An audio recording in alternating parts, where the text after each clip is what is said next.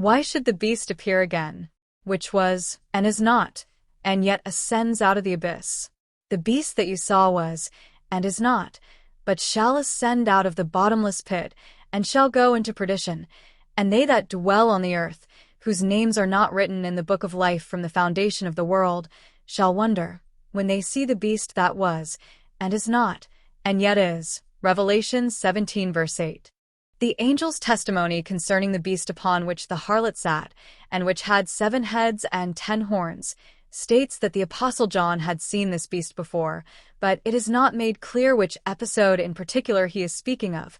The panorama recently offered to the seer, where the harlot sat upon the beast, or the 11th vision, which spoke of the beast that ascended out of the bottomless pit, Revelation 11 verse 7, or the 13th vision, where the seer, who stood on the sand of the sea and saw a beast, which is not called scarlet, but which also had 7 heads and 10 horns, Revelation 13 verse 1. This issue would probably not have been of any importance if the version that predominates among the numerous attempts to interpret Revelation were not to distinguish and imagine 3 different beasts: the beast that ascends out of the abyss, the beast that ascends out of the sea, and the scarlet beast on which the harlot sits.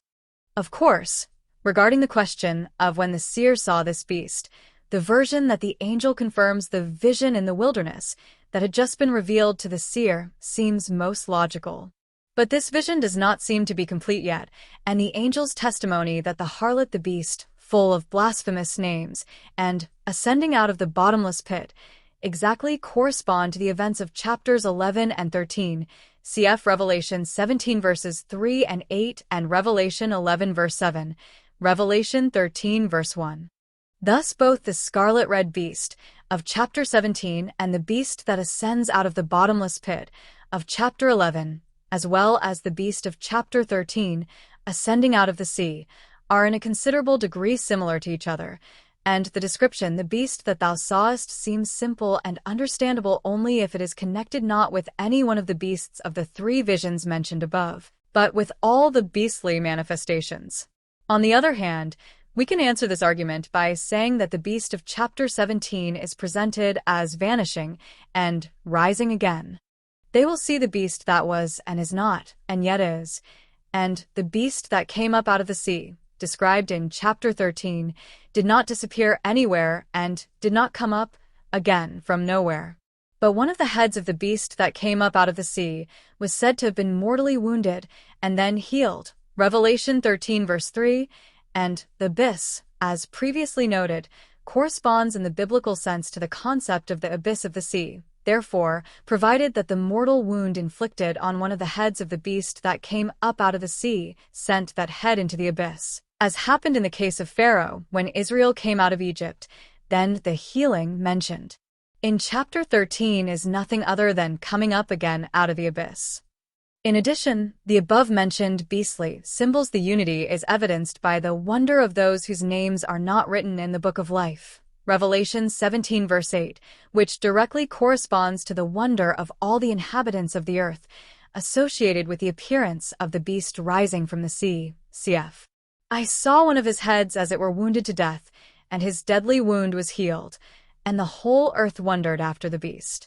And they worshipped the beast who gave authority to the beast, and they worshipped the beast, saying, Who is like the beast? Who can contain him? Revelation 13 verses 3 to 4.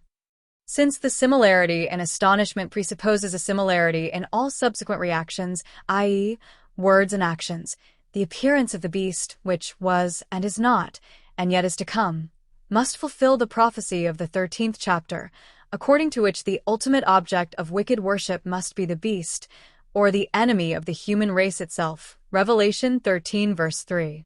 In other words, the general mention of the 7-headed beast, Revelation 13 and 17, in relation to the 3 different chapters, Revelation 11, 13, and 17, which will appear out of the abyss in the last days of the old world, Revelation 11 and 17, is a symbol of the return of spiritual Egypt to the earth and unites into one panorama all the events connected with the symbol, namely, the coming out of the sea, the killing of the last 2 candlesticks witnesses by the ascending beast.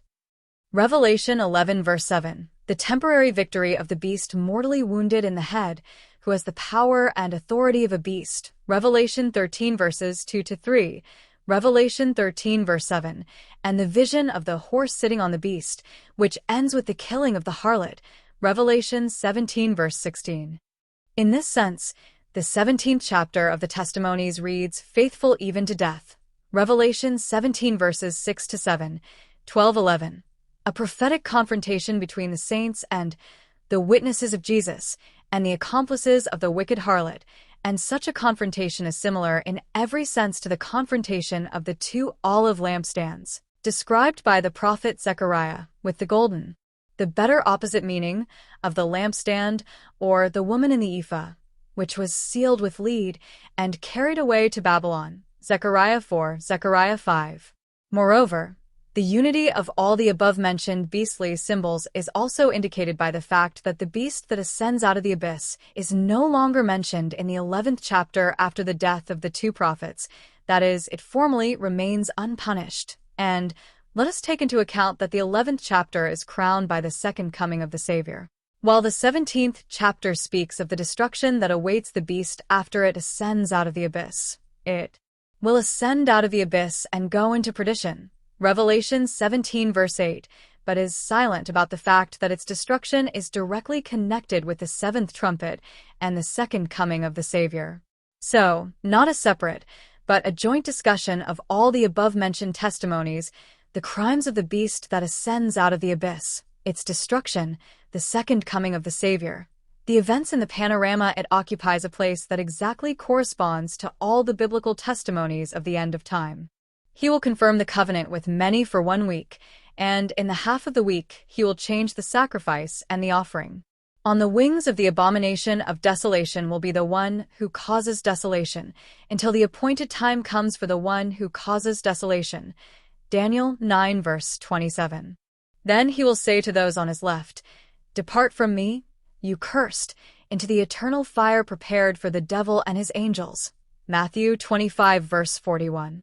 It may be noted separately that the whole earth, Revelation 13 verse 3, and the inhabitants of the earth see nothing in relation to the heavenly testimonies and heavenly characters, and they practically hear nothing, i.e., they have neither the corresponding sight nor the spiritual hearing.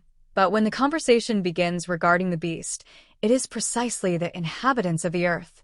As all the witnesses of Revelation call those whose names are not written in the book of life, who not only see the beast, but also are surprised that it was and is not and is to come again, that is, they are aware of the current events and are responsible for the choice they have made.